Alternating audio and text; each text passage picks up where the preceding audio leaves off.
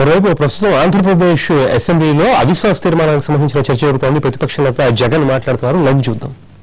జరిగింది. మేము కూడా ఇక్కడ మళ్ళీ ఈ విషయం మళ్ళీ ఒకసారి చెప్తా ఉన్నాం అధ్యక్ష. ఆ రోజు స్పీకర్గా మీ పేరు వచ్చినప్పుడు అదే పనిగా యునానిమస్గా అడిగిన వెంటనే మేము యాక్సెప్ట్ చేయడమే కాకుండా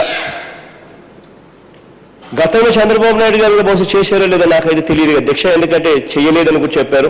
కానీ మేము మాత్రం సాంప్రదాయానికి అనుకూలంగా యునానిమస్గా మీకు మద్దతు ఇవ్వడమే కాకుండా సీటు దాకా మీకు వచ్చి మిమ్మల్ని సీట్లో కూర్చోబెట్టి ఆ తర్వాత తిరిగి వచ్చాం.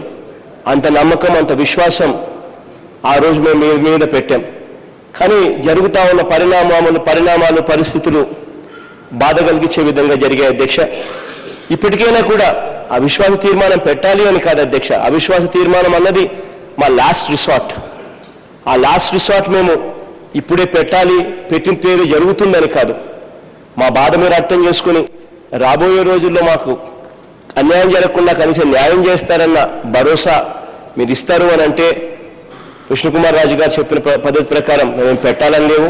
ఖచ్చితంగా ఉపసంహరించుకునేదానికి కూడా ఏమాత్రం కూడా మాకు ఇది కూడా లేదు అధ్యక్ష. ఖచ్చితంగా చేస్తాం. మేము దాని నమ్మకం, ఆ విశ్వాసం ఏదైతే మేము మళ్ళీ రీఇంపోజ్ చేస్తున్నామో ఖచ్చితంగా మీరు చేస్తారనే నమ్మకం ఉంటే తప్పకుండా చేస్తాం అధ్యక్ష.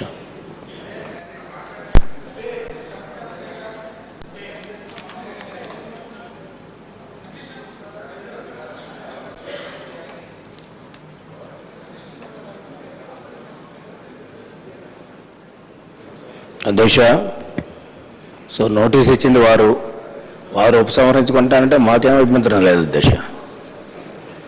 In view of the withdrawal of the notice as stated by the leader of opposition, there is no need for the assembly to meet on 4th April 2015 as decided by the BSE yesterday. Now